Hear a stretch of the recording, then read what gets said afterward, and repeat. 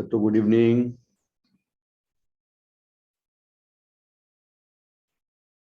Good evening बच्चों। Good evening sir.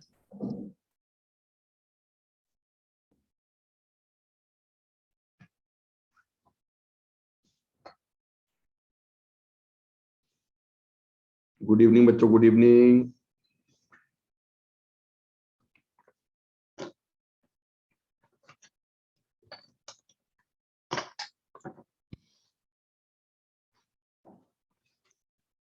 Very good evening, very good evening बेटा। Good evening Sadhuwala, Shivangini, Rajat, Amit, Utkarsh, Sneha, Pratyush, Supriya, Adil, Priyamda, Ata. Good evening बेटा। प्रभांशु, आदिल, सुप्रिया, राहुल पटेल, जुबेदा, प्रभाकर, प्रियंका, रजत, रूही। आइए बेटा, आज हम लोगों का टारगेट नया है।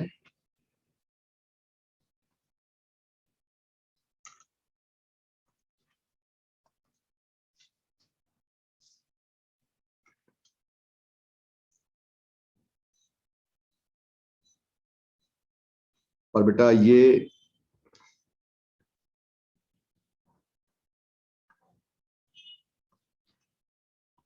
आज हम लोग वेव यूनिट का फर्स्ट चैप्टर डिस्कस करेंगे।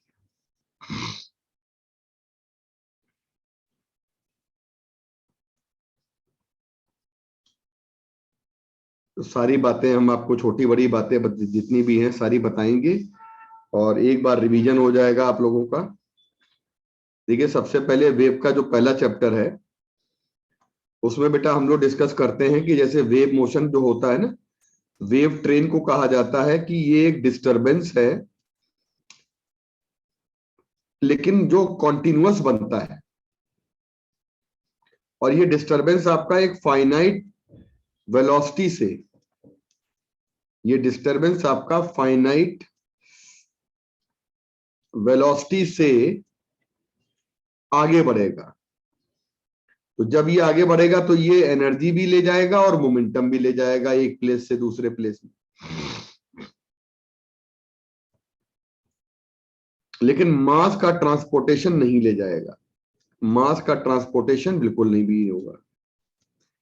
इसको हम वेव कहते हैं। डिस्टरबेंस क्या होता है? किसी भी मीडियम की नेचुरल फ्रीक्वेंसी को डिस्टर्ब कर दिया जाए, वाइब्रेशन, तो बेटा उसको हम डिस्टरबेंस कहते हैं। चाहे किसी भी तरह से उसको हम डिस्टर्ब कर सकते हैं नेचुरल फ्रीक्वेंसी को। वेव की कैटेगरी जो होती है बेटा, वो होती है, एक तो आपकी 1 डायमेंशनल, 2 डायमेंशनल, 3 डायमेंशनल होती है, एक तरीका ये होता है। और दूसरी वेव की कैटेगरी होती है कि वो एनर्जी प्रोपेगेट करती है कि नहीं करती है। और अगर हम इनकी कैटेगरी को डिफाइन करेंगे तो सबसे पहले हम वेव को क्लासिफाई करते हैं on the basis of medium. जैसे इलास्टिक मीडियम चाहिए, मैकेनिकल मीडियम चाहिए, तो ऐसी वेव की वेलोसिटी होती है लाइट की वेलोसिटी से कम। और ऐसी वेव जो होती हैं वो आपकी स्ट्रिंग में, स्प्रिंग में, वाटर वेव्स हैं, sound waves in the air या जो मीडियम है, तो ये सारी वेव आपकी जो होती है वो आपकी कौन सी वेव होती है? इलास्टिक वेव होती है। इलास्टिक वेव में एक बात याद रखिएगा कि हम अगर देखें तो मटेरियल की इलास्टिसिटी हमारी इस तरह से डिक्रीज होती है। तो डिक्रीजिंग ऑर्डर ऑफ इलास्टिसिटी होता है हमारा। सबसे ज्यादा इलास्टिक है सॉलिड। तो कहा जाता है कि स्पीड ऑफ मैकेनिकल वेव जो होती है वो हमारी elasticity of the medium divided by density. एक बात याद रखिएगा, elasticity of medium divided by density, तो हमारी जो स्पीड होती है वो इलास्टिसिटी ऑफ मीडियम के डायरेक्टली प्रोपोर्शनल होती है। याद रखेंगे हम लोग यहाँ पे कि इलास्टिसिटी सबसे ज्यादा सॉलिड की है, तो सॉलिड में स्पीड आपकी वेव की सबसे ज्यादा होगी। याद रखिएगा, जो हमारी वेव जो मैकेनिकल वेव होती हैं या जो वेव मोशन हम लोग पढ़ने जा रहे हैं, इनमें all the medium particles vibrate करते हैं एसएचएम, सभी मीडियम पार्टिकल एसएचएम में होते हैं और वो आपके ट्रांसफर करेंगे एनर्जी को और मोमेंटम को एक प्लेस से दूसरे प्लेस। एक बात याद रखिएगा, क्योंकि हम लोग वो चीज पढ़ रहे हैं जो हमारी मीडियम पार्टिकल वाली वेव होती है। जैसे हम लोगों ने नॉन मैकेनिकल वेव कहा, तो नॉन मैकेनिकल वेव में कोई मीडियम की रिक्वायरमेंट नहीं होती है, इलेक्ट्रोमैग्नेटिक वेव कहते हैं। और इन वेव में हम लोग एक बात याद रखते हैं कि ये वेलोसिटी इनकी जो होती है वो 3 × 10 की पावर, यानी लाइट की वेलोसिटी के इक्विवेलेंट होती है। बेटा हम बात करते हैं जो हमारी वेव्स होती हैं, याद रखिएगा, उन वेव्स में हम लोगों ने जब क्लासिफाई किया है तो ये पूरा चार्ट अभी अभी मैंने बताया, radio, micro, infra, visible, UV, X rays, तो ये हमारी ऊपर से लेकर नीचे तक, गामा रे, ऊपर से लेकर नीचे तक हमारी एनर्जी का ये बढ़ता हुआ क्रम है, वेवलेंथ का घटता हुआ क्रम है, फ्रीक्वेंसी का बढ़ता हुआ क्रम है। इलेक्ट्रोमैग्नेटिक वेव कहते हैं, नॉन मैकेनिकल वेव कहते हैं हम लोग इनको। और बेटा इनके अलावा भी कुछ वेव होती हैं, जैसे हम अगर बात पूछें आपसे कि जैसे हमारी अल्फा रेज हैं, पॉजिटिव रेज हैं, नेगेटिव रेज हैं, कैथोड रेज हैं, है ना, तो ये आपकी जो होती है दीज आर नॉट वेव, इनको वेव नहीं कहा जाता है, नॉट वेव, ये आपकी वेव की कैटेगरी में नहीं आती। अच्छा बेटा बात करते हैं कि हम मीडियम पार्टिकल के ऑसिलेशन के बेसिस पर निकालें, तो हम लोग ये देखते हैं कि जैसे हम लोगों ने एक डोरी को लिया, तो अगर हम डोरी के ऑसिलेशन लेंगे तो डोरी के जो ऑसिलेशन होते हैं ये आपके ऑसिलेशन इस तरह से चलते हैं। मतलब बेटा अगर बात करो आप, तो जो वेव हमारी मिलती है डोरी में, स्ट्रिंग में जो वेव मिलती है, उनमें अगर हम बात करेंगे तो ये वेव आपकी क्रेस्ट और ट्रफ में चलती है। आइए, क्रेस्ट एंड ट्रफ में चलने वाली वेव, तो इसमें क्या कहानी होती है बेटा, सारे बच्चे देखें। इसमें कहानी ये होती है कि वेव तो आपकी इधर मूव करेगी, एनर्जी इधर जाएगी, वेव स्पीड इधर है, और अगर बात करेंगे यहां पर, तो यहां पर हमारे पास क्या होगा बच्चों, ध्यान दीजिएगा, ये होता है डिस्प्लेसमेंट। एक्चुअली यहां पर मीडियम पार्टिकल डिस्प्लेसमेंट होता है, ये पार्टिकल डिस्प्लेसमेंट होता है, और यहां पर आपका वेव डिस्प्लेसमेंट होता है। तो वेव तो आगे प्रोपेगेट करेगी, लेकिन जो मीडियम पार्टिकल होते हैं ये आपके वेव चलने की डायरेक्शन के, वेव चलने की डायरेक्शन के परपेंडिकुलर, देखिए देखिए, ये सबसे ज्यादा एम्पलीट्यूड में हो गया, सबसे ज्यादा इसका डिस्प्लेसमेंट हो गया। तो मीडियम पार्टिकल का जो वाइब्रेशन होगा वो आपका ऐसे होगा, to and fro, medium particle आपके वाइब्रेट करेंगे टू एंड फ्रो। तो इसको कहते हैं कि ये जो वाइब्रेशन है मीडियम पार्टिकल का, ये हमारा वेव चलने के डायरेक्शन के परपेंडिकुलर वाइब्रेशन हो गया। तो मीडियम पार्टिकल परपेंडिकुलरली वाइब्रेट करते हैं। तो अच्छा, एक और होती है वेव आपकी बेटा, इसको क्रेस्ट कहा जाता है, इसको ट्रफ कहा जाता है, इसको क्रेस्ट कहा जाता है, इसको ट्रफ कहा जाता है।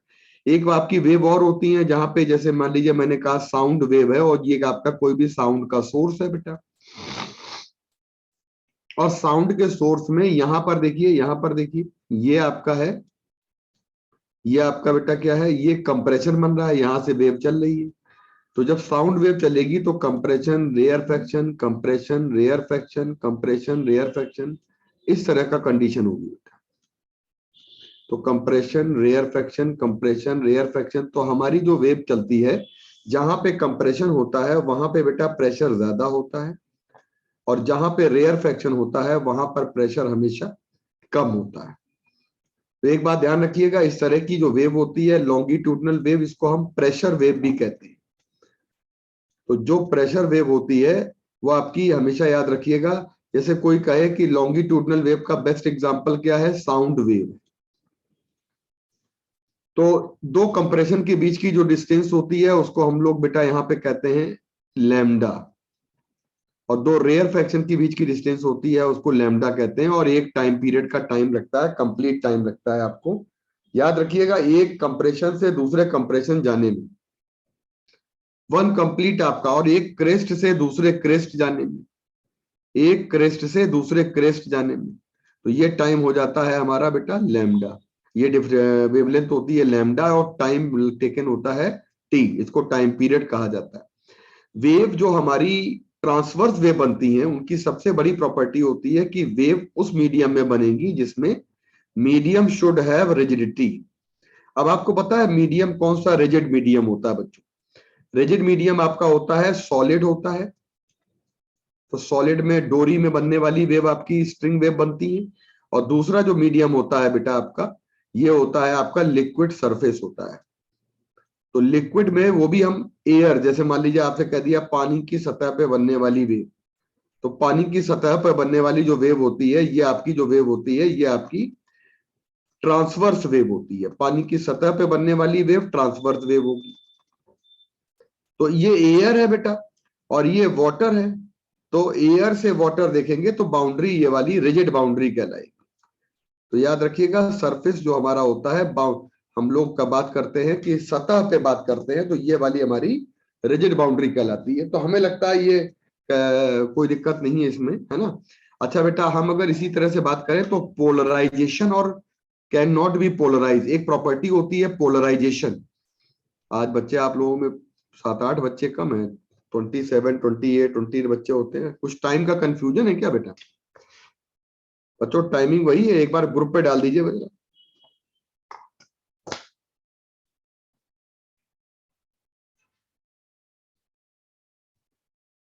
एक बार ग्रुप पर डाल दीजिए।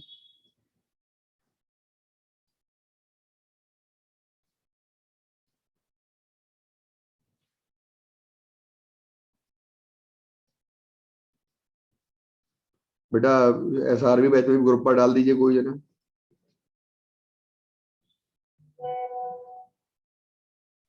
हम्म।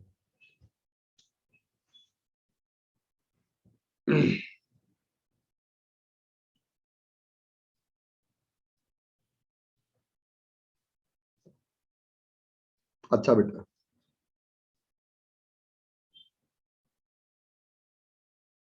कोई जना SRB बैच में डाल दे।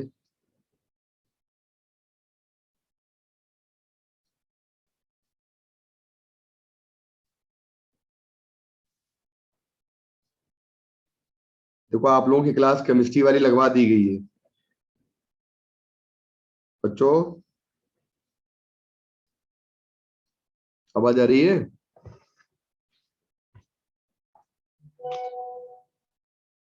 अरे आवाज आ रही है? सर।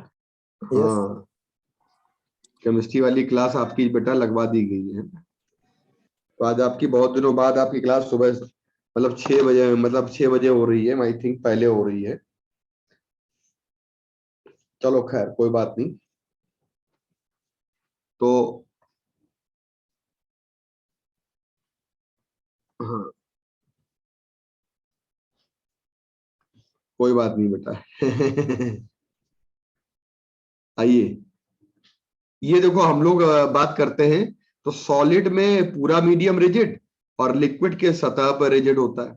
अच्छा बेटा, जब बात करते हैं हम लोग यहाँ पे कि ये हमारी जो वेव होती हैं पोलराइजेशन, और तो याद रखिएगा कि ट्रांसवर्स वेव जो होती हैं उनमें हम मीडियम पार्टिकल का ऑसिलेशन वेव चलने की डायरेक्शन के परपेंडिकुलर होता है, इसीलिए हम उनको पोलराइज कर लेते हैं। और वेव चलने की डायरेक्शन के परपेंडिकुलर हो या उसी डायरेक्शन में होने लगे, वेव चलने की डायरेक्शन के अलोंग होने लगे, तो उनको हम लोग बेटा कहते हैं कि वो हमारी लॉन्गिट्यूडनल वेव होती है। इसीलिए हम लोग कभी लॉन्गिट्यूडनल वेव को पोलराइज नहीं कर सकते। पोलराइज हम उनको कर सकते हैं जो हमारी बेटा बात करते हैं, पोलराइज उनको कर सकते हैं जिनके वाइब्रेशन हमारे अलग अलग डायरेक्शन में मिले, है ना। अच्छा बेटा, हम बात करते हैं कि एनर्जी प्रोपेगेशन, तो जो वेव एनर्जी प्रोपेगेट करेंगी उनको प्रोग्रेसिव कहते हैं, और प्रोग्रेसिव में हमारी सारी वेव आ जाती है। लेकिन स्टेशनरी वेव में हमारी ऑर्गन पाइप हैं, हमारी जितनी भी आपके स्ट्रिंग वेव हैं, ये सारी की सारी आपकी स्टेशनरी वेव आती हैं। तो स्टेशनरी वेव हमारी दो मीडियम के दो पॉइंट के बीच में, हमेशा स्टेशनरी वेव जो होती है वो हमारी कन्फाइंड रहती है। एनर्जी हम दो मीडियम के पार्टिकल के बीच में कन्फाइंड रखते हैं। जैसे मान लीजिए मैंने आपसे कहा कि जैसे ये डोरी है, तो आपने जब डोरी को वाइब्रेट किया तो डोरी आपने दो पॉइंट के बीच में आपने जैसे ही डोरी को आपने क्या किया बेटा, जैसे ही आपने यहां पर लिया और दोनों पॉइंट के बीच में आपका वाइब्रेशन जैसे स्टार्ट हुआ, अब चाहे ऐसे वाइब्रेशन करे तब भी हमारी डोरी जो है ना इन पॉइंट के बीच में कन्फाइंड है, और चाहे बेटा ऐसे स्टार्ट करे वाइब्रेशन तब भी हमारी दोनों इन पॉइंट के बीच में, मीडियम के पॉइंट के बीच में ये कन्फाइंड है। तो यानी एनर्जी जो होती है वो हमारी कन्फाइंड रहती है बेटा। हम डायरेक्शन के अकॉर्डिंग करें तो वन डायमेंशनल वेव वो होती हैं जिसमें सिंगल डायरेक्शन में एनर्जी जाती है, टू डायमेंशनल वो होती हैं जिसमें हमारी एनर्जी जो होती है वो टू डायरेक्शन में जाती है। जैसे वाटर वेव, वाटर के सरफेस पे जो वेव बनती हैं उनको हम लोग बेटा कहते हैं टू डायमेंशनल वेव, और वन डायमेंशनल वेव में स्ट्रिंग वाली वेव आ जाती है। और थ्री डायमेंशनल वेव का बेस्ट एग्जांपल होता है sound wave and also light wave. Light wave को भी हम लोग ट्रांसवर्स वेव कहते हैं बेटा। हमारी कुछ और वेव होती हैं जैसे मैटर वेव। मैटर वेव का मतलब होता है कि डी ब्रॉगली वेव इनको कहा जाता है, और हमारा मीडियम पार्टिकल जितने भी होते हैं यानी wave associated by moving particle, इनको हम लोग डी ब्रॉगली वेव्स कहते हैं। और हमारी कुछ वेव होती हैं जो फ्रीक्वेंसी के बेसिस पर डिवाइड की जाती हैं, यानी कि on the basis of frequency, on the basis of frequency, on the basis of frequency अगर हम वेव को डिवाइड करते हो तो फ्रीक्वेंसी के बेसिस पर जरा वेव डिवाइड की जाए तो हमारी जब फ्रीक्वेंसी 20 से कम होगी तो इंफ्रासोनिक कहते हैं, 20 हर्ट्ज, और हमारी 20 हर्ट्ज और 20,000 के बीच में है तो ऐसी वेव हमारी कहलाती है ऑडिबल साउंड। और अल्ट्रासोनिक वेव जो होती है वो 20,000 से ग्रेटर वाली होती है। एग्जाम्पल लर्न करो, एग्जाम्पल लर्न करिए। जितनी भी अल्ट्रासोनोग्राफी होती है, man can not here, ultrasonic wave को मनुष्य सुन नहीं सकता है। मॉस्किटो, डॉग की, बैट की जो आवाज होती है उसको मनुष्य नहीं सुन पाता है। अल्ट्रासोनोग्राफी, अल्ट्रासाउंड मशीन होती है वो हमारी जो वेव भेजती है उसको भी ह्यूमन ईयर नहीं सुन सकता है बेटा। जो ह्यूमन ईयर के लिए हमारी जो टॉलरेबल वेव नहीं होती है हमारी, जैसे कहा जाता है ओशियन वेव या अर्थक्वेक, बहुत ज्यादा लाउड, बहुत ज्यादा बड़ी वेव होती है बेटा। शॉक वेव जो होती है वो वेव होती है जैसे कोई मूविंग बॉडी आपकी, जैसे मान लीजिए ये आपका एरोप्लेन है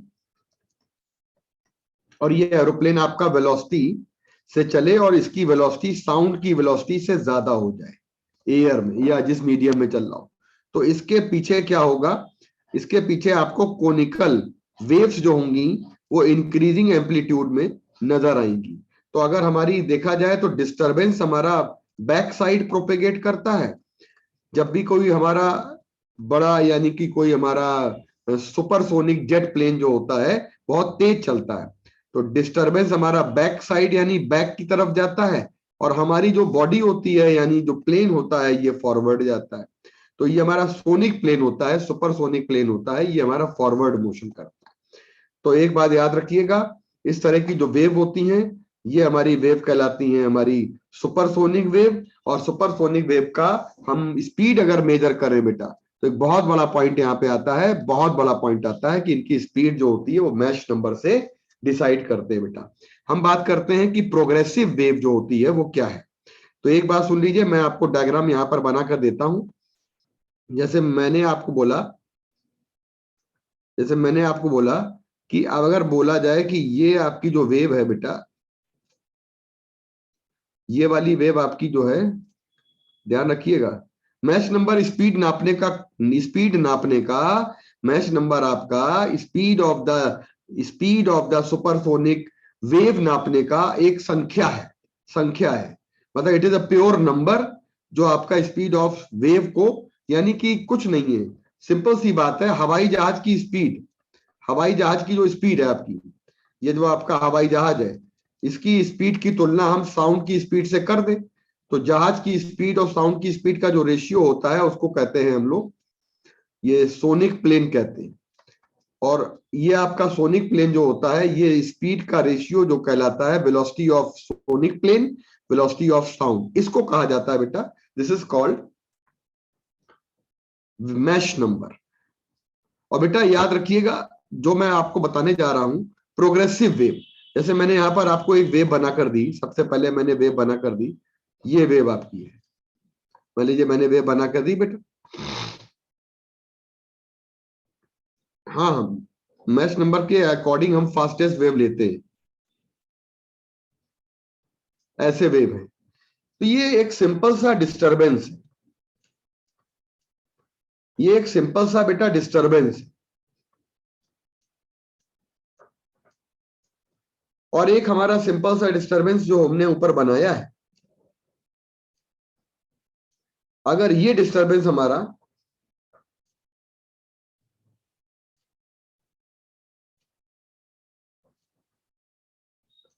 पीरियोडिक डिस्टरबेंस हो जाए, इसमें पीरियोडिसिटी आ रही है,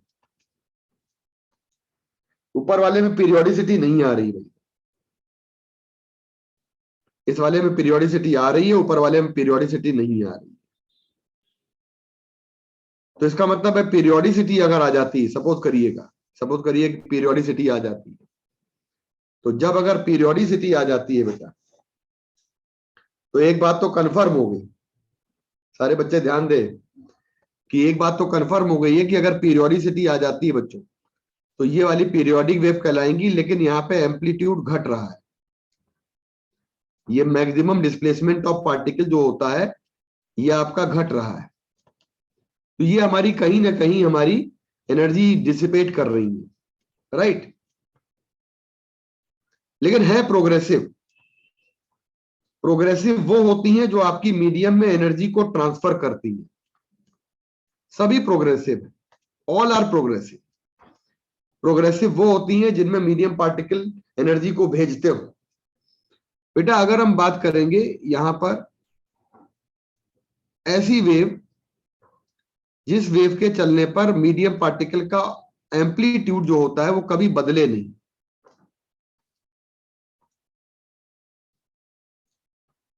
जब एम्पलीट्यूड नहीं बदलेगा तो एम्पलीट्यूड कांस्टेंट हो गया, मतलब ये वाला जो मैक्सिमम डिस्प्लेसमेंट होता है, ये आपका वाई मैक्स जो है वो कांस्टेंट हो गया, चाहे ऊपर की तरफ देखें चाहे नीचे की तरफ देखें। तो ये आपका जो मैक्सिमम एम्पलीट्यूड होता है, मैक्सिमम डिस्प्लेसमेंट होता है, अगर ये कांस्टेंट होता है और वेव पीरियोडिक होती हैं, तो ऐसी वेव हमारी कहलाती हैं, क्या कहलाती हैं? Simple harmonic plane progressive. नाम देखिए बेटा, simple harmonic plane progressive wave कहते हैं। इसका क्या मतलब है, मीनिंग क्या? ईसीजी बेटा बिल्कुल उसी तरह से होता है, इसमें एनर्जी आपकी चलती तो है, लेकिन वो हमारी सिंपल हार्मोनिक, मतलब medium particle simple harmonic motion करे। मीडियम पार्टिकल आपके देखो टू एंड फ्रो मोशन करते हैं, मीडियम पार्टिकल आपके टू एंड फ्रो मोशन करते हैं, मीडियम पार्टिकल आपके टू एंड फ्रो मोशन करते हैं, अपनी ही जगह पे रहते हैं। ये मैंने जगह नहीं बदली है, हर जगह के मीडियम पार्टिकल, जैसे ये वाला मीडियम पार्टिकल है, थोड़ी देर के बाद आपको नजर आएगा कि ये वाला मीडियम पार्टिकल नीचे की तरफ आ गया और ये वाला मीडियम पार्टिकल ऊपर चला गया। थोड़ी देर के बाद आपको नजर आएगा कि आपका मीडियम पार्टिकल अपनी जगह छोड़ नहीं रहा है। ऐसे लग रहा है कि पानी की सतह पे बनने वाली वेव, ऐसा लगता है कि ये ट्रांसवर्स वेव जब बनती है तो पानी आगे बढ़ता है, पानी नहीं ऐसे ऐसे ऐसे ऐसे आगे बढ़ता है, जबकि गलत होता है। ये वेव में मीडियम पार्टिकल हमारे अपनी ही जगह पे, हमारे medium particle to and fro motion करते हैं, मीडियम पार्टिकल हमारे अपनी ही जगह पर टू एंड फ्रो मोशन करते हैं बेटा। तो ये टू एंड फ्रो जो मोशन होता है ये, अच्छा मैक्सिमम डिस्प्लेसमेंट जो भी मीडियम पार्टिकल का होगा उसको कहेंगे एम्पलीट्यूड। मान लीजिए आपके पास मीडियम पार्टिकल को ये भी है, और आपके पास मीडियम पार्टिकल, देखिए बेटा ये आपके मीडियम पार्टिकल, ये मीडियम पार्टिकल, ये मीडियम पार्टिकल, ये मीडियम पार्टिकल, तो आपका इसका डिस्प्लेसमेंट कम है, इसका डिस्प्लेसमेंट कम है, ये देखिए रेस्ट पर आ गया, इसका डिस्प्लेसमेंट कम है, राइट। तो मीडियम पार्टिकल हमारे वो होते हैं, ध्यान रखिएगा, देखिए ये डिस्प्लेसमेंट कम है, ये डिस्प्लेसमेंट कम है, ये देखिए डिस्प्लेसमेंट कम है, ये देखिए। तो कहने का मतलब है कि मैक्सिमम डिस्प्लेसमेंट जो होता है और मीडियम पार्टिकल अपनी ही जगह पर रहते हैं और ऊपर नीचे वेव चलने की डायरेक्शन के परपेंडिकुलर ऑसिलेट करते हैं, तो इसको कहते हैं हम लोग कि ये हमारा एग्जाम्पल देखो बेस्ट एग्जाम्पल होता है ट्रांसवर्स वेव को बता पाना। और सिंपल हार्मोनिक मोशन का मतलब बता दिया हमने। और प्लेन का मतलब क्या होता है? प्लेन का मतलब होता है कि एम्पलीट्यूड जो होता है वो हमारा कांस्टेंट रहता है, पोजीशन पे डिपेंड नहीं करता है, आर पे डिपेंड नहीं करता है, एम्पलीट्यूड हमेशा ऐसी वेव का कांस्टेंट रहना चाहिए।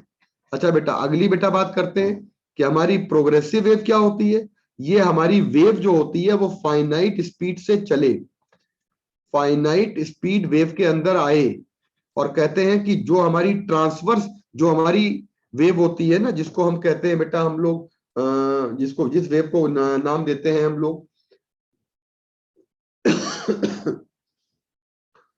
जो हमारी दो मीडियम पार्टिकल के बीच में कन्फाइंड रहती है, तो ये स्टेशनरी वेव जो होती है स्टैंडिंग वेव कहते हैं। स्टैंडिंग वेव हमेशा आपकी जो होती है वो हमेशा आपकी दो मीडियम पॉइंट के बीच में, दो पॉइंट के बीच में, दो बाउंड्री के बीच में एनर्जी जो होती है वो कन्फाइंड रहती है। तो एनर्जी कन्फाइंड रहने का मतलब है कि हमारी एनर्जी आगे नहीं बढ़ेगी। बेटा हम आगे बढ़ जाते हैं।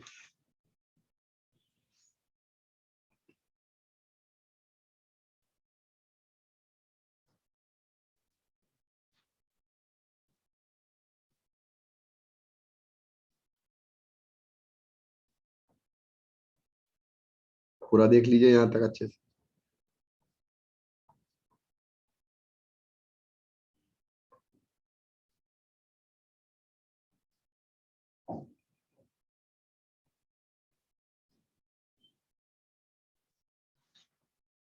आगे बढ़ जाए।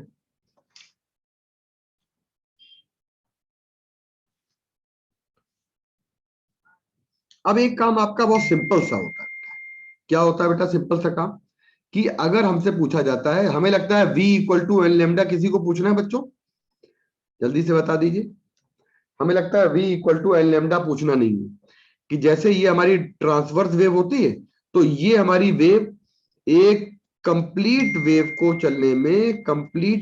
चलने में हमारी जितनी डिस्टेंस कवर होती है, इसको कहते हैं वन टाइम पीरियड में चली गई दूरी, lambda in one time period. Lambda आपका वन टाइम पीरियड में होता है। इसका मतलब होता है कि टी सेकंड में चली गई दूरी जो होती है बेटा, वो हम लोग कहते हैं, उसको कहते हैं हम लोग लैम्डा। और अगर वन सेकंड में डिस्टेंस कवर्ड निकाले तो लैम्डा बाई टी, और लैम्डा बाई टी जो होता है ये स्पीड होती है, और वन अपॉन टी की जगह पे हम लोग कह सकते हैं number of oscillation per second यानी फ्रीक्वेंसी। तो इसीलिए v equal to N lambda होता है। इसको हम लोग वेव स्पीड कहते हैं, या इसको वेव वेलोसिटी भी कह सकते हैं, कोई इसमें अंतर नहीं है। और जो हमारी वेव वेलोसिटी होती है, इसमें एक बात ध्यान रखिएगा सभी लोग, हम लोग एक जनरल इक्वेशन बनाए, तो जनरल डिस्प्लेसमेंट इक्वेशन, अगर आप जनरल डिस्प्लेसमेंट इक्वेशन तैयार करें बेटा, तो बेटा एक बात समझ लीजिएगा कि जनरल डिस्प्लेसमेंट इक्वेशन अगर बनाए तो y इक्वल टू, उसका बेसिक स्ट्रक्चर होता है, यहां पर एक कोफिशिएंट आता है, यहां पे साइन या कॉस होता है। एक बात हमेशा याद रखिएगा, कभी किसी वेव फंक्शन को रिप्रेजेंट करने के लिए, कभी किसी वेव फंक्शन को जब आप रिप्रेजेंट करते हैं, तो आपके पास साइन या कॉस वाला जो फंक्शन होता है, इसको कहा जाता है कि यह आपका हार्मोनिक फंक्शन होता है।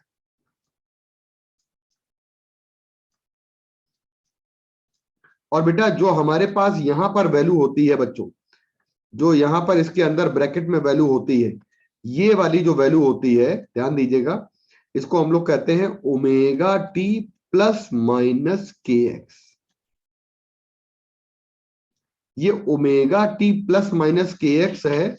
इसको बताया जाता है कि ये हमारी जो वेव है, ये हमारी वेव जो है वो एक्स और टी के फंक्शन के फॉर्म में हमारी वेव आगे प्रोपेगेट करती है। यानी कि जो डिस्प्लेसमेंट होता है, ये वाला जो डिस्प्लेसमेंट होता है, इसको बेटा कहते हैं हम पार्टिकल डिस्प्लेसमेंट। तो कभी भी याद रखिएगा, y को कहा जाता है पार्टिकल डिस्प्लेसमेंट, पार्टिकल डिस्प्लेसमेंट, और यहां पे एक्स होता है, इसको कहते हैं वेव डिस्प्लेसमेंट।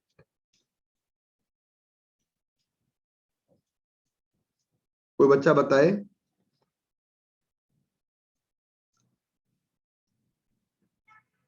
ठीक है बेटा। अच्छा, वेव डिस्प्लेसमेंट कहते हैं। अब आपको बच्चा बताए कि अगर हम लोग x इक्वल टू 0 कर लें तो हमारी इक्वेशन बन जाएगी a साइन या कॉस, और ये हो जाएगी ओमेगा टी, ये हो जाएगी आपकी ओमेगा टी, और बेटा प्लस माइनस 0 हो जाएगी। तो इसको कहते हैं this is the case of SHM. तो what is the difference between simple harmonic motion and बेटा x इक्वल टू 0 यानी कि वेव मोशन। तो प्रोग्रेसिव वेव और सिंपल हार्मोनिक मोशन यानी कि सिंपल हार्मोनिक वेव में क्या अंतर है, सिंपल हार्मोनिक मोशन और अगर बात करेंगे हम लोग प्रोग्रेसिव वेव यानी कि वेव मोशन, दोनों में अंतर क्या है। बच्चों आपका टेस्ट कितने बजे छूटा है? बच्चों टेस्ट कितने बजे छूटा है बच्चों? 4 बजे। कौन सा टेस्ट है? सर न्यू बायो टेस्ट था सर, कोई न्यू अच्छा बायो अच्छा, टेस्ट। नए बायो सीरीज है। 2 घंटे का होता है? 1.5 घंटा। अच्छा 1.5 घंटे का, 2.5 से 4। अच्छा देखो बेटा, तो एसएचएम में और वेव में अंतर होता है कि वेव में हमारी वेव को चलते हुए दिखाया जाता है और एसएचएम में कहा जाता है कि ये हमारी शॉर्ट वेव होती है। मतलब एसएचएम क्या होती है? शॉर्ट वेव होती है। मतलब प्रोग्रेसिव वेव का अगर स्नैपशॉट मार दिया जाए तो वो हम लोग उसको कहते हैं कि वो एसएचएम है। मतलब समझिएगा, प्रोग्रेसिव वेव का स्नैपशॉट दिया जाए तो वो हमारा एसएचएम कहलाएगा, सिंपल हार्मोनिक मोशन कहलाएगा, है ना। और हाँ, मीन पोजीशन कह सकते हैं, मीन पोजीशन यहां भी है, मीन पोजीशन सब जगह है, और मीडियम पार्टिकल का वाइब्रेशन हर जगह है। लेकिन जब वेव और एसएचएम का एक बेसिक अंतर है कि हम एक चीज को हम कॉन्टिन्यूअस चलते हुए दिखाएं और एक चीज को हम लोग फोटोग्राफ के फॉर्म में दिखाएं। तो फोटोग्राफ जो होता है ना, स्नैपशॉट जो होता है आपका, इसमें एक लिमिट होती है हमें दिखाने की। तो पूरी की पूरी वेव अगर हमारी एक प्लेस से दूसरे प्लेस चले, एनर्जी को प्रोपेगेट करे, एसएचएम एनर्जी को प्रोपेगेट नहीं करता है। और हमारा जो होता है ना बेटा, एसएचएम के कंडीशन में एनर्जी हमारी एक पॉइंट से दूसरे पॉइंट प्रोपेगेशन नहीं करती है, लेकिन वेव मोशन में करती है। इसका मतलब वेव में वेलोसिटी ऑफ वेव मिलेगी, एसएचएम में वेलोसिटी ऑफ पार्टिकल मिलेगी। ठीक, इतने सारे डिफरेंसेस बता दिए। इसको कहते हैं हार्मोनिक ट्रिग्नोमेट्रिकल टर्म, इसको कहते हैं हार्मोनिक ट्रिग्नोमेट्रिकल टर्म। और ये जो कहलाता है बेटा, इसको कहते हैं कोफिशिएंट ऑफ HTT। HTT का मतलब हो गया हार्मोनिक ट्रिग्नोमेट्रिकल टर्म, और ये कहलाता है एम्पलीट्यूड। और बेटा ये जो आपका HTT है ना, याद रखिएगा, इसको कहते हैं हम लोग coefficient of harmonic trigonometrical term. और जो आपका HTT होता है ना, ये याद रखिएगा, साइन या कॉस के अलावा कुछ और नहीं हो सकता, कभी नहीं। क्योंकि आपका कोई भी वेव फंक्शन, मतलब आपसे कोई भी ट्रिग्नोमेट्री में कोई साइन कॉस के अलावा देखा जाए तो वो आपका हार्मोनिक फॉर्म में नहीं आता है, यानी रिपीटिशन नहीं होता है। कैसे होता है रिपीटिशन, देखिएगा बेटा, जैसे कहते हैं साइन या कॉस की वैल्यू जो होती है, साइन या कॉस की जो वैल्यू होती है वो हमारी प्लस माइनस 1 होती है मैक्सिमम है। तो मतलब कोई पूछे कि साइन या कॉस की मैक्सिमम वैल्यू कोई पूछे तो दोनों तरफ प्लस माइनस 1 दोनों एक्सट्रीम पोजीशन पे ले सकते हैं। तो हम लोग कहते हैं कि जो पार्टिकल का डिस्प्लेसमेंट होता है बेटा, जो y होता है, it is called particle displacement. y को कहा जाता है पार्टिकल डिस्प्लेसमेंट। तो y की मैक्सिमम वैल्यू क्या होगी बेटा? y की मैक्सिमम वैल्यू हो जाएगी a और ब्रैकेट के अंदर प्लस माइनस 1। क्योंकि साइन का पूरा पार्ट हो जाएगा प्लस माइनस में, तो y की मैक्सिमम वैल्यू हो जाएगी प्लस माइनस a, और इसी को कहते हैं एम्पलीट्यूड। बेटा ये वाला जो टर्म कहलाता है, ये वाला टर्म, इस टर्म को कहा जाता है एंगुलर टर्म, और ये हमारा एंगुलर टर्म कहलाता है angular term of harmonic trigonometrical term. Harmonic trigonometrical term का एंगुलर टर्म है, साइन कॉस का एंगुलर टर्म है, इसको हम लोग फेज कहते हैं। और फेज जो होता है वो आपका at a time T, at T, phase क्या एक्सप्लेन करता है? फेज ऐसा टर्म है आपका जो किसी पर्टिकुलर टाइम पर, किसी पर्टिकुलर टाइम पर फेज जो होता है ये आपका क्या बताता है? At given time phase represent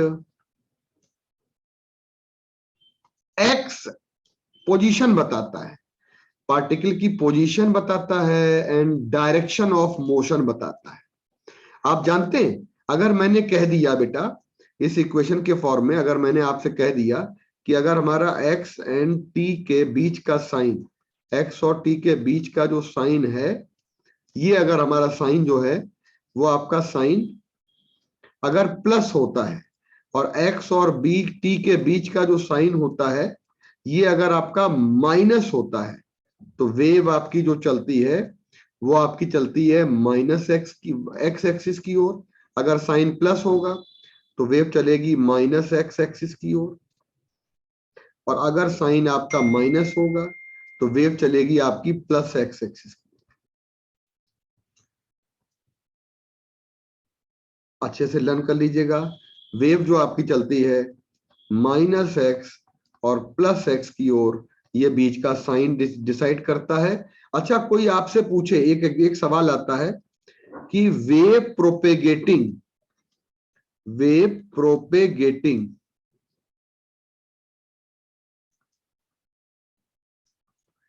along y axis, तो जब आपकी वेव y एक्सिस में प्रोपेगेट करेगी तो उसका डिस्प्लेसमेंट इक्वेशन हो जाएगा y equal to A sine या cos omega T plus minus k y हो जाएगा।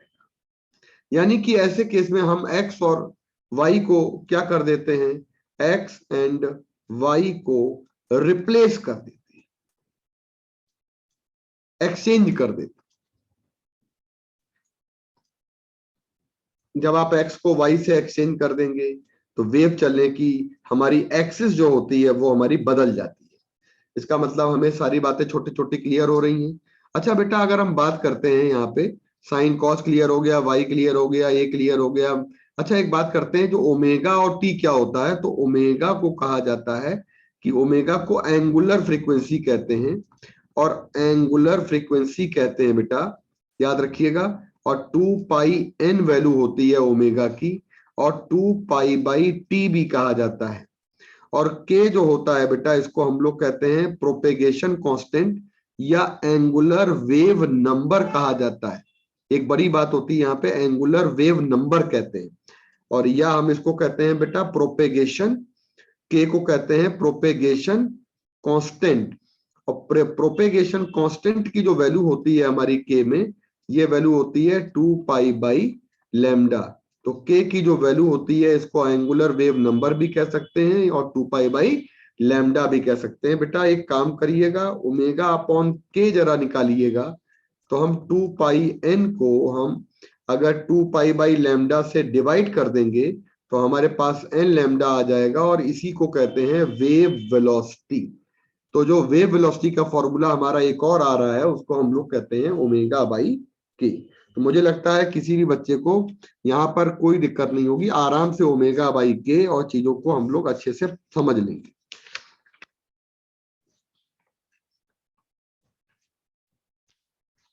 अच्छा बेटा, एक बात यहाँ पे आते हैं कि हम लोग, हमारे पास बहुत सारे फॉर्मेट होते हैं, है ना? कभी कभी एग्जाम में दे दिया जाता है तो कई सारे फॉर्मेट दे दिए जाते हैं यहाँ पे। सारे बच्चे देखिएगा, अगर हम यूनिट की बात करें, यूनिट्स, तो यूनिट की अगर बात करेंगे तो एक बात याद रखिएगा, unit of X, Y and T given are given in question. याद रखिएगा, किसी भी क्वेश्चन में आपको x दिया जाता है, डिस्टेंस की unit, unit of distance metre, millimetre, centimetre, तो यूनिट ऑफ डिस्टेंस, और y दिया जाएगा यूनिट ऑफ डिस्टेंस, और t दिया जाएगा यूनिट ऑफ टाइम।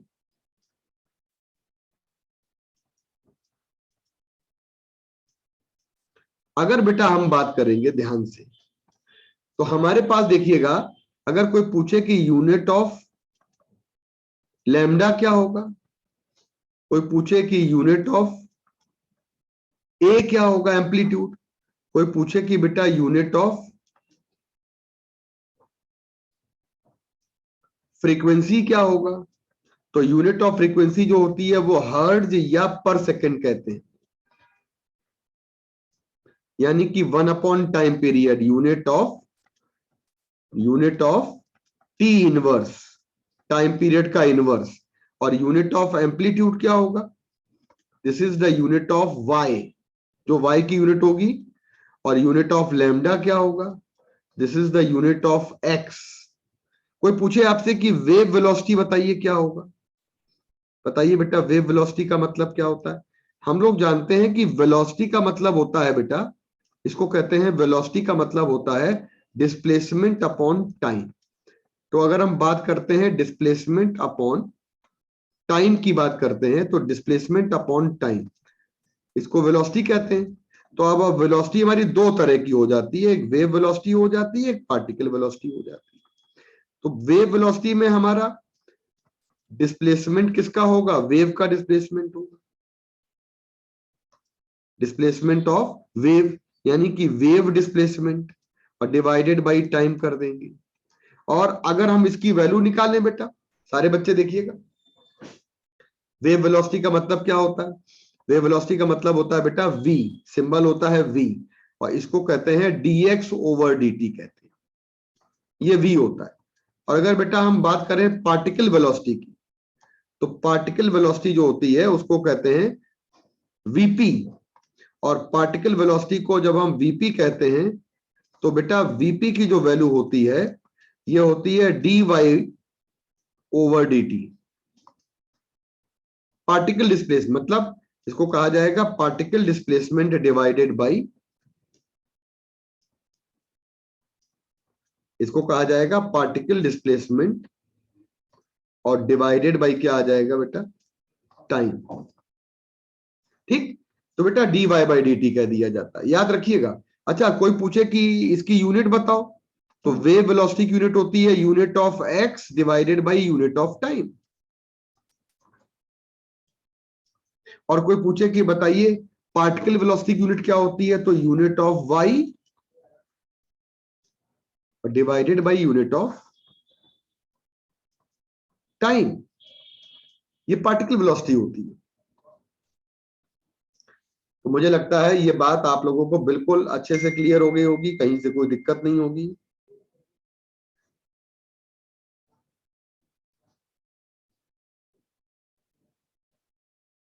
क्लियर हो गया बच्चों।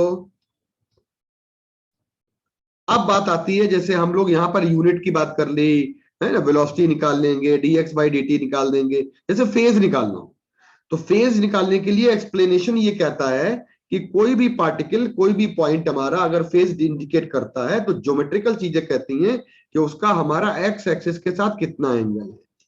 मान लीजिए कोई पार्टिकल आपका एक्स एक्सिस पे ही है, तो अगर कोई पार्टिकल हमारा एक्स एक्सिस पर है, मान लीजिए कोई पार्टिकल एक्स एक्सिस पर नहीं है, तो ज्योमेट्री ये कहती है ये एक्स एक्सिस हो गया और ये बेटा वाई एक्सिस हो गया। एक पार्टिकल आपका यहां पर है और इसको हम अगर मिला देंगे ओरिजिन से, तो ये वाला एंगल कहलाता है आपका फाई। तो anti clockwise angle made by the position vector कहा जाता है, इसको पोजीशन वेक्टर।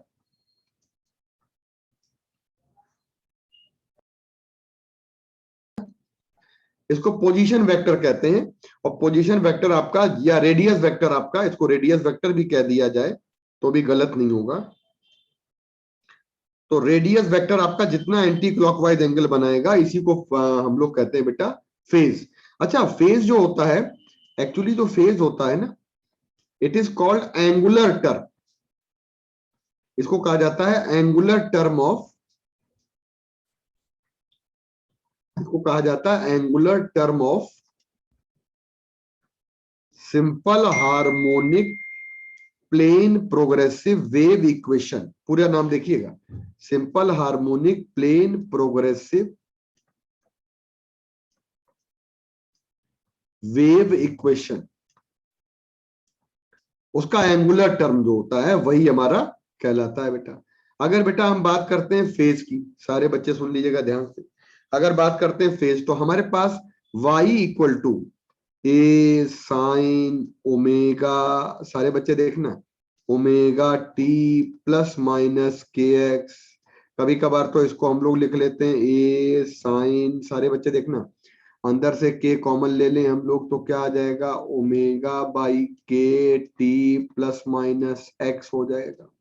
सारे बच्चे देखिएगा, y इक्वल टू हो जाएगा ए साइन के की वैल्यू हम लोग रख देंगे 2 पाई बाई लैम्डा और ओमेगा बाई के हो जाएगा वेव वेलोसिटी, तो ये vt आ जाएगा प्लस माइनस x हो जाएगा। सारे बच्चे देखिएगा v इक्वल टू आ जाएगा ए साइन ओमेगा टी, यानी कि देखो बहुत अच्छे से ध्यान सुनिएगा, अगर हम लोग यहाँ पर थोड़ा सा बदलाव कर दें, देखिए क्या बदलाव कर दें बेटा, जैसे हमारे पास लिखा है ना ए साइन ओमेगा टी, है ना, और प्लस माइनस के एक्स लिखा है, तो आप यहाँ पे एक काम करेंगे y इक्वल टू लिख देंगे ए साइन और बेटा 2 पाई एन टी और प्लस माइनस हो जाएगा 2 पाई बाई लैम्डा एक्स हो जाएगा। बेटा ज्यादातर हम लोग ए साइन यहाँ पे 2 पाई कॉमन ले लें तो हम लोग यहाँ पे एन टी और एक्स बाई लैम्डा भी कर सकते हैं। और एक आखिरी होता है कि हम किसी भी फॉर्मेट में हम अपनी इक्वेशन को लिख लें तो हमारे पास n की जगह 1/t होता है, कैपिटल T, जिसको कहते हैं टाइम पीरियड। तो ये है हमारे सारे फॉर्म। मतलब हम आपसे कहें तो ये वाला फेज है, हम आपसे कहें तो यहाँ पे ये वाला फेज है, दूसरी इक्वेशन है, ये पहली इक्वेशन का फॉर्म है, ये दूसरी इक्वेशन का फॉर्म है। हम आपसे कहें तो यहाँ वाले में तीसरा इक्वेशन का फॉर्म है, ये वाला चौथा फॉर्म हो जाएगा, यहाँ पे फ्रीक्वेंसी के टर्म्स में है, यहाँ पे टाइम पीरियड के टर्म्स में है, सब फेज कहलाता है। जिसमें चाहो उसमें आप इसको स्टडी कर सकते हो फेज हमारा। तो कोई भी पार्टिकल होता है ना, ज्योमेट्रिकल फेज जब बताते हैं तो ये वाला ज्योमेट्रिकल फेज होता है, इसको कहते हैं ज्योमेट्रिकल फेज, इसको ज्योमेट्रिकल फेज कहा जाता है। बात वही है, पोजीशन बताने का तरीका होता है। अगर कोई पार्टिकल आपका वाई एक्सिस पे है तो उसको कहा जाता है पार्टिकल आपका वाई एक्सिस पे है तो हमारा एंगल कितना हो जाएगा, ये 90 डिग्री हो जाएगा, ये नहीं है यहाँ पे, इसको कहते हैं हमारा π/2 फेज हो गया। मान लीजिए कोई आपसे कहे कि बताओ फेज ऑफ वेव बताओ, कोई भी क्वेश्चन कह दें कि भाई एक वेव हमारी ए है, एक वेव हमारी बी है, तो जो एंगल हमारा बनेगा उसी को फेज बोलेंगे हम, एंटी क्लॉकवाइज एंगल। मान लीजिए कोई आपसे पूछे, ध्यान से सुनिएगा, एक पार्टिकल t इक्वल टू 0 पे x एक्सिस पे है, ध्यान से सुनिएगा, और वो पार्टिकल रोटेट करके थीटा एंगल आपका पहुंच गया बी पॉइंट पे, बताइए कितना हमारा एंगुलर वेलोसिटी हो गई। तो एंगुलर वेलोसिटी का मतलब है angle moved per unit time, angle moved per unit time. तो हम लोग जितनी भी कंडीशन हो यहाँ पे फेज की जगह पर ओमेगा टी इस्तेमाल कर सकते हैं। तो हम लोगों ने यहाँ पे एक जनरल फॉर्मूला ले लिया है, सारे बच्चे देखिएगा, एक जनरल फॉर्म ले लिया है, और जनरल फॉर्म में अगर हम बात करेंगे तो हमारे पास आ जाएगा y equal to A sine या कॉस कहते हैं हम लोग, नीचे वाला देखिए ओमेगा टी प्लस माइनस कर दिया फाई, ऊपर वाला देखिए हम लोग ऊपर वाला करेंगे तो 2 पाई बाई लैम्डा बाहर ले लिया, और अभी अभी पढ़ाया था हमने आपको we T plus minus x और बेटा प्लस माइनस फाई ले लिया। ये फाई नॉट क्या होता है बेटा, फाई नॉट को कहा जाता है इनिशियल फेज। और जब आपको इनिशियल फेज निकालना हो तो बताया बेटा इनिशियल फेज कैसे निकालते हैं। इनिशियल फेज किसी वेव में कैसे निकालते हैं, जल्दी बता दीजिए कि कैसा चल रहा है, समझ में आ रहा है कि नहीं आ रहा है? ऐसा तो नहीं बस चलता जा रहा है, सो गए आप लोग तब तक? हम 0 रख के निकालते हैं सर। है बेटा? क्या y is बेटा? Sir t is equals to 0 पे जो एंगल होगा यस सर। जो फेज होगा इनिशियल नहीं, phase t t 0 equal to 0 पे निकालेंगे और x इक्वल टू 0 पे निकालेंगे। जो भी फेज डिनोटिंग टर्म होता है, फेज डिनोटिंग टर्म होता है omega T plus minus K x और प्लस डेल्टा फाइव, यानी कि या फेज डिनोटिंग टर्म होता है ऊपर वाली इक्वेशन से 2 pi by lambda we T plus minus, ये होता है एक्स आपका, ठीक? तो इसमें भी प्लस माइनस फाइव आ जाता है। अगर ऐसी कंडीशन होती है तो ऐसी कंडीशन में हमारे पास जो है ना सिचुएशन आ जाती है बेटा, और हमें नहीं लगता है कि हम कोई यहाँ पे कोई चीज हमारी गलत होगी, हमें लगता है बिल्कुल क्लियर है। और एक यहाँ पर चीज पूछी जा सकती है, कभी कभार आपसे एक चीज पूछी जा सकती है, जैसे मान लीजिएगा कि जिस समय फेज कंपेयर करते हैं, याद याद रखिएगा, जैसे मान लीजिए मैंने कहा कि y equal to A sine आपको दे दिया omega T plus minus K X दे दिया, और y इक्वल टू दूसरी वेव दे दी है a cos, और बेटा हमने आपको दे दिया है प्लस माइनस के एक्स दे दिया है, और प्लस बेटा हमने पाई बाई 3 दे दिया। तो आपसे पूछ लिया जाए कि इस इक्वेशन में, दोनों इक्वेशन में जरा फटाफट देख के बताइए कि इनका फेज डिफरेंस क्या है। तो बच्चे लोग कहीं ऐसा ना कर दें कि पता लगा उनमें जो उनको एंगुलर टर्म का अंतर दिखा वही फेज डिफरेंस दिख गया, ये गलत हो जाता है। सबसे पहले फेज डिफरेंस निकालने के लिए हम लोगों को अपने कॉस के टर्म को साइन में बदलना पड़ेगा, और कॉस का जो टर्म होता है वो आपका जब साइन में लिखा जाता है तो हमेशा उसमें थीटा प्लस पाई बाई 2 किया जाता है। तो जब हम यहाँ पे लिखेंगे तो omega T plus minus K x आ जाएगा, और प्लस ये पाई बाई 3 पहले से लिखा है प्लस पाई बाई 2 आ जाएगा। तो अल्टीमेटली हमारे पास y2 की जो करेक्टेड वैल्यू आ जाएगी वो हमारी y2 की करेक्टेड वैल्यू आ जाएगी omega T plus minus K x, और बेटा ये हमारे पास आ जाएगा 5 पाई बाई 6 आ जाएगा। और अब आप जरा इसको तुलना करो, इसको तुलना करें, तो जब इसकी तुलना करेंगे तो हमारे पास कंडीशन आ जाएगी। फाइका तुमने बड़ा लेट ज्वाइन किया है, फाइका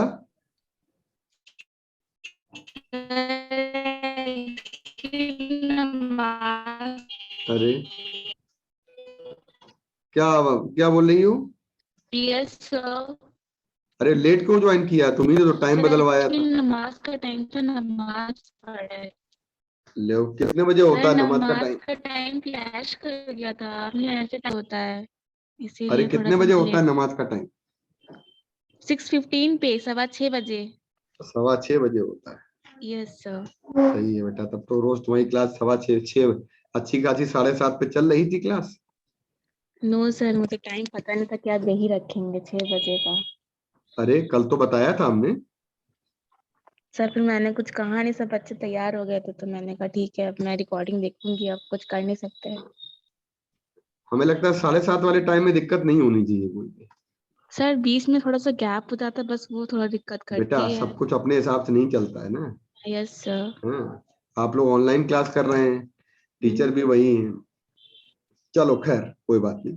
तो बेटा देखो सभी बच्चे देखिएगा, यहाँ पे y2 जो वैल्यू हमारी है, ये जो हमारी y2 की वैल्यू है बेटा, ये समझ लो कि आपको किसी भी फेज के क्वेश्चन में कोई भी दिया जाए, मान लीजिए हम आपको कोई भी क्वेश्चन दे देते हैं तो उस क्वेश्चन में आपको ये चेंज जरूर करना पड़ेगा।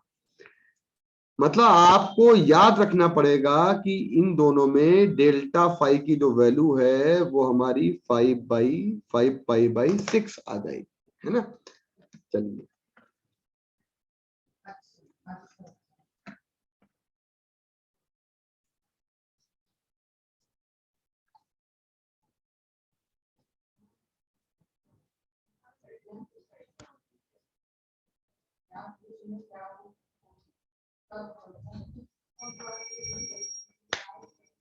आइए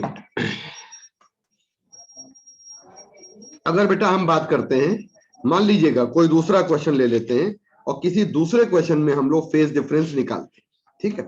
तो अगर फेज डिफरेंस की बात कर रहे हैं ना, तो हमारे पास फेज डिफरेंस के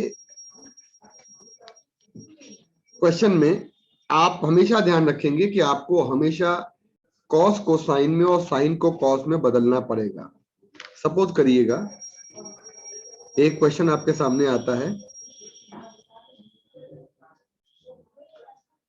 एक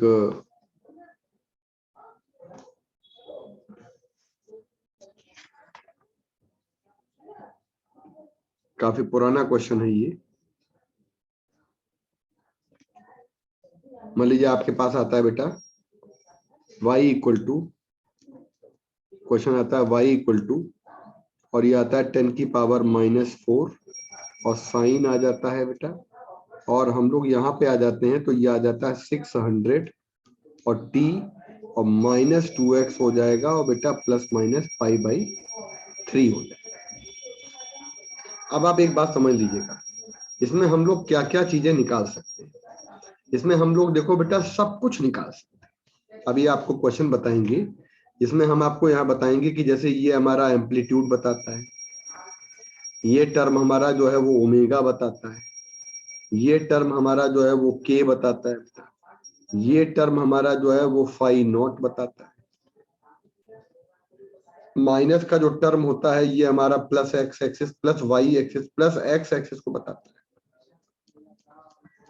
कि वेव हमारी प्लस एक्स एक्सिस की ओर जाती है।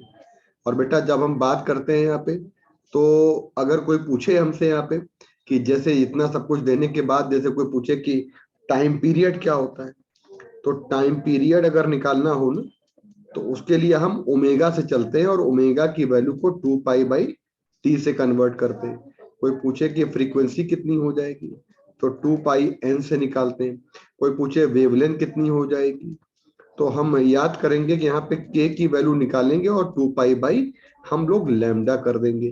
तो इतनी सारी वैल्यूज से हम लोग कैलकुलेट कर लेंगे, कोई भी वैल्यू हमारी छूटी नहीं रहेगी। अब आइए बेटा, एक होता है कि ग्रुप वेलोसिटी हमेशा आपकी फेज वेलोसिटी से कम होती है, क्योंकि ग्रुप में जब वेव चलती है तो एनर्जी हमारी जो होती है ना, बिल्कुल याद रखिएगा, एनर्जी हमारी जैसे ग्रुप में जब वेव चल रही है, बहुत सारी वेव चलती हैं, तो हमारे मीडियम दो तरह के मीडियम होते हैं। एक मीडियम होते हैं जिसमें हमारी डिफरेंट वेवलेंथ वाली वेव सेम वेलोसिटी से चलने लगी, तो उसको हम लोग कहते हैं नॉन डिस्पर्सिव मीडियम। और जब ऐसा होने लगे कि जब आपका ऐसा होने लगे कि डिफरेंट वेवलेंथ वाली जो वेव होती है वो डिफरेंट वेलोसिटी से चलने लगे, तो डिफरेंट वेलोसिटी का मतलब होता है डिस्पर्सिव, कि आपने डिस्पर्स कर दिया, तो हम लोग उसको कहते हैं बेटा कि वो हमारी, तो ऐसी वेलोसिटी हमारी जो हो जाती है उसमें ग्रुप वेलोसिटी कह देते हैं, जिसमें हमारी डिफरेंट वेलोसिटी होने लगती है। तो जब डिफरेंट वेलोसिटी, हम लोग मालूम है, हम लोग सिंगल वेव होती है, सिंगल वेव अगर हमारी भागेगी तो तेज भागेगी, आपको बोला जाए कि आप भागो तो आप तेज भागोगे, और अगर बोला जाता है कि आप ग्रुप में भागो एक दूसरे का हाथ पकड़ के, तो धीरे धीरे भागो। सीधी सीधी बात। मान लीजिए बेटा आप पार्टिकल वेलोसिटी निकालने जा रहे हैं, और हमारे पास आपने एसएचएम में भी पढ़ा होगा, तो पार्टिकल वेलोसिटी अभी अभी मैंने डिफाइन किया था कि dy/dt होता है। तो अगर आप इसको डिफरेंशिएट करेंगे तो ये आपका डिफरेंशिएशन हो जाएगा, इसका डिफरेंशिएशन हो जाएगा a ओमेगा, और बेटा याद रखिएगा y ये दिया गया है a sin omega t -kx दिया है, और आप अगर इसको dy/dt लिखेंगे तो ये बेटा यहां से वैल्यू आ जाएगी। कंसेप्ट क्या कहता है कि a रहेगा, साइन का कॉस हो जाएगा, ओमेगा t ±kx रहेगा, लेकिन अगर यहाँ t के रिस्पेक्ट में डिफरेंशिएट करते हो तो t का कोफिशिएंट ओमेगा से मल्टीप्लाई करेंगे।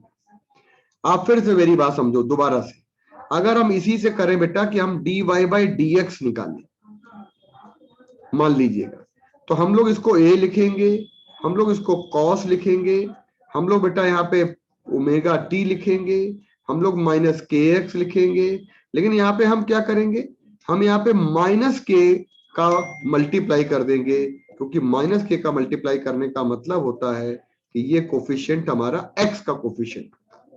तो एक हमारा एक केस ये हो गया, एक केस हमारा ये हो गया, तो वेलोसिटी ऑफ पार्टिकल क्या हो जाएगी, वेलोसिटी ऑफ पार्टिकल हमारी सिंपल सा dy बाई dt हो जाएगी। आपको पता है कॉस स्क्वायर थीटा यानी कॉस थीटा को लिखा जा सकता है under root 1 minus sine square theta लिखा जा सकता है। तो हम अगर यहाँ पे लिखें कि ये कॉस ओमेगा टी को क्या लिख सकते हैं हम लोग cos omega T minus K x वो लिख सकते हैं, अंडर रूट लिखेंगे बेटा और 1 माइनस लिखेंगे और यहाँ पे हम लोग लिखेंगे साइन, याद रखिएगा।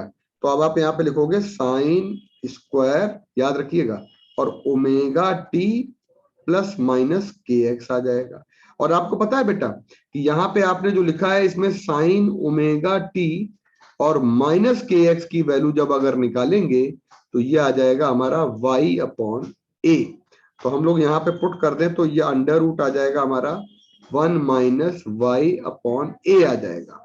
तो y अपॉन ए का स्क्वायर कर देंगे बेटा तो हमारे पास कितनी वैल्यू आ जाएगी, हम अगर सॉल्व करेंगे तो हमारे पास वैल्यू आ जाएगी अंडर रूट आ जाएगी 1 माइनस आ जाएगा वाई स्क्वायर आ जाएगा और ए स्क्वायर आ जाएगा। यही वैल्यू आप यहाँ पुट कर दीजिए तो v equal to A omega और कॉस ओमेगा की जगह पे आ जाएगा अंडर रूट बेटा आ जाएगा ये A square minus y square divided by A square आएगा, कैंसिल हो गया तो ओमेगा आ जाएगा अंडर रूट आ जाएगा। लेकिन एसएचएम में तो हम ये वाला फॉर्मूला लगा सकते हैं, लेकिन हम लोग यहाँ पे वेव में हमेशा पार्टिकल की मैक्सिमम वेलोसिटी ही पढ़ते हैं। यहाँ पे एसएचएम में डिफरेंट डिफरेंट पार्टिकल के लिए डिफरेंट डिफरेंट पोजीशन पे वेलोसिटी निकाली जाती है और वेव मोशन में हम लोग क्या करते हैं y इक्वल टू 0 पर हम लोग मैक्सिमम पार्टिकल वेलोसिटी देखते हैं तो बेटा वो आ जाता है अंडर रूट और ए स्क्वायर हो जाएगा यानी कि यहाँ पे y 0 हो जाएगा तो ये आ जाएगा आपके पास क्या आ जाएगा बच्चों, ये आ जाएगा आपके पास ए ओमेगा। तो ये वैल्यू आ जाएगी आपके पास, ध्यान से सुनिएगा, ठीक है।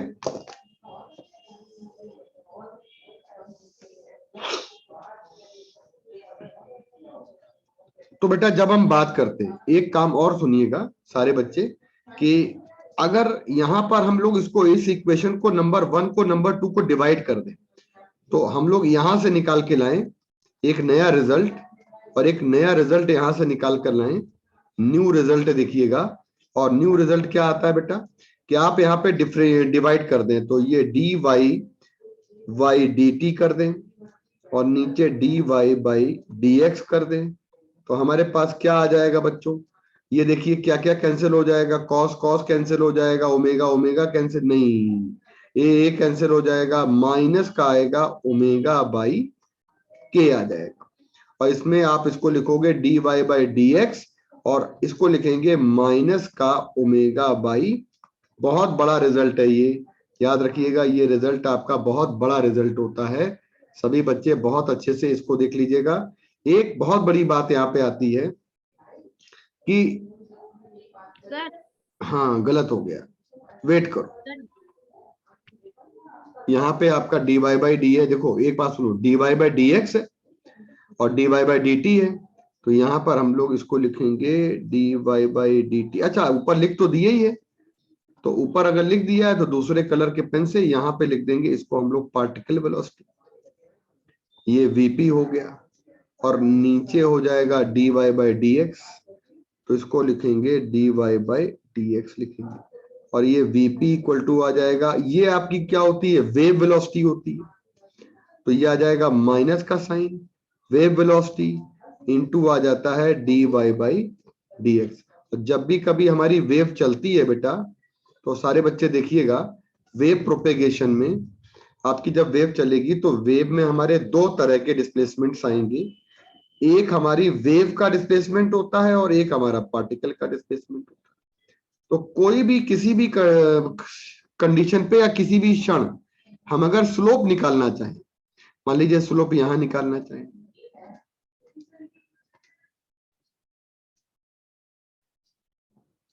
मान लीजिए स्लोप हम यहां निकालना चाहें, मान लीजिए स्लोप हम यहां निकालना चाहें तो जो स्लोप निकलता है बेटा ये जो आपका टेंजेंट होता है और टेंजेंट आपका बेटा स्लोप बताता है, ये एंगल निकलता है, ये होता है D Y by D X और इसको कहते हैं स्लोप। तो बहुत बड़ा फॉर्मूला निकल के आ रहा है। यहाँ पे पार्टिकल वेलोसिटी आती है, माइनस आता है, v आता है, और ये हमारे ग्राफ का स्लोप आता है। ये वेरी इंपॉर्टेंट लाइन। और देखो बेटा, ये मैंने आपको पढ़ा दिया है, और देखिए ये मैंने पढ़ा दिया है, अभी अभी पढ़ाया। और वेव का मैंने टर्म बता दिया है। वेव में अगर x प्लस साइन होता है x और t के बीच का, तो ये वेव हमारी जो होती है पॉजिटिव x की तरफ चलती है। कोफिशिएंट साइन या कॉस का हमारा एम्पलीट्यूड बताता है।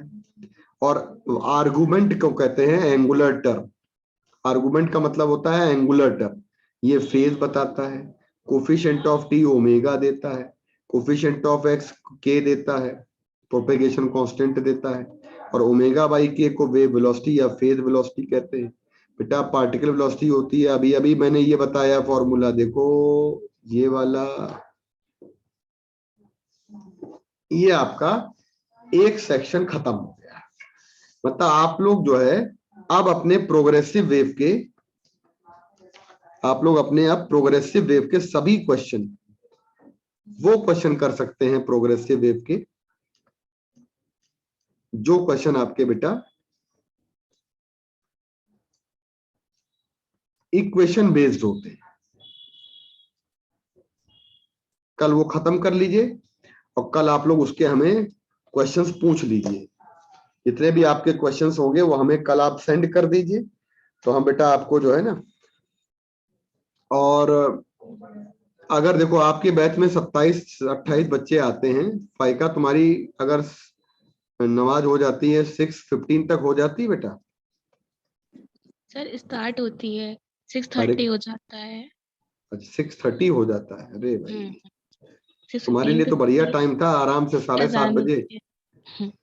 तुम्हारे लिए टाइम इतना बढ़िया था, आराम से 6:30 में नमाज पढ़ो, फिर चाय पियो, कुछ कुछ बिस्किट विस्किट खाओ, और 7:30 पे बैठ के बढ़िया से पढ़ाई करो। सर मुझे लगा आप मॉर्निंग में कर देंगे, तो फिर मैंने अरे बेटा बोला था। मॉर्निंग में कैसे? मॉर्निंग में क्लास ऑफलाइन भी होती है ना। हाँ सर। मॉर्निंग में हमारी 2 बजे तक ऑफलाइन रहती है ना यस बेटा? सर। और आप लोग भी, हमें लगता है मॉर्निंग में बहुत अर्ली तो नहीं उठते होंगे सारे बच्चे? No sir. मॉर्निंग में जो बच्चे हमारे कोचिंग वाले होते हैं, क्योंकि आप लोग लेट नाइट स्टडी करते हैं ना, तो जो कोचिंग नहीं जाते हैं उनको मॉर्निंग में उठने की कोई जल्दी भी नहीं है ना बच्चों? Yes sir.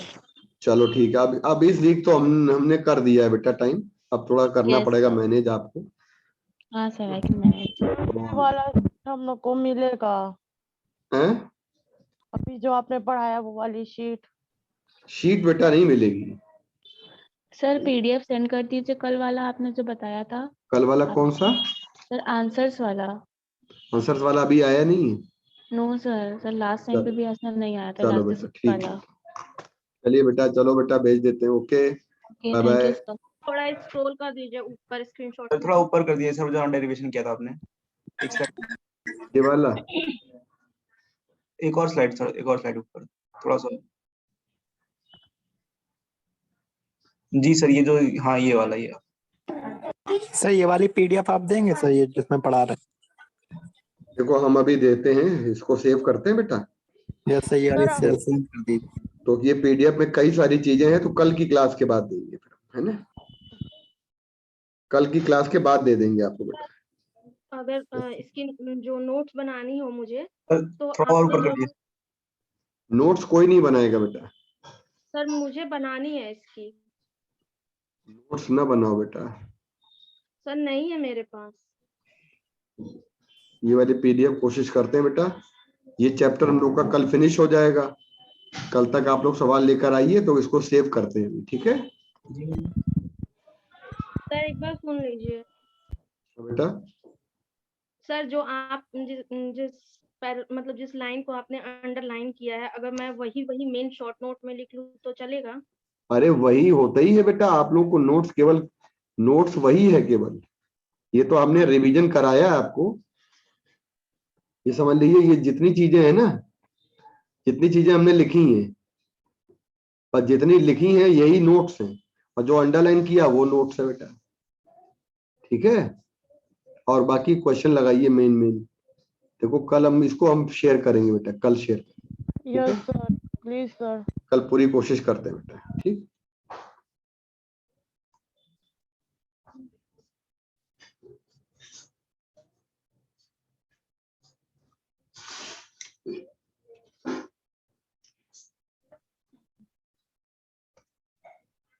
Thank you sir.